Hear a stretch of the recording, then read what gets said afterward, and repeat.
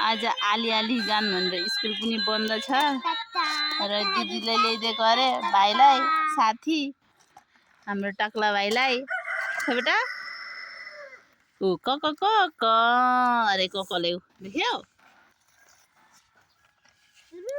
खै आइ बेटु यहाँ हेर बा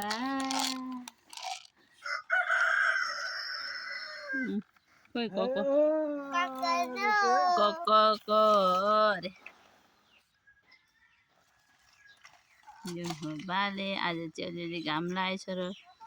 आँगनमा छोडिदिएको नि त वर्करमा उठाएर पुच्चालाई आऊ सानो आऊ यता आऊ मैले पछाडि तिम्रो पछाडि कुद्दा मै गल्छु बा नि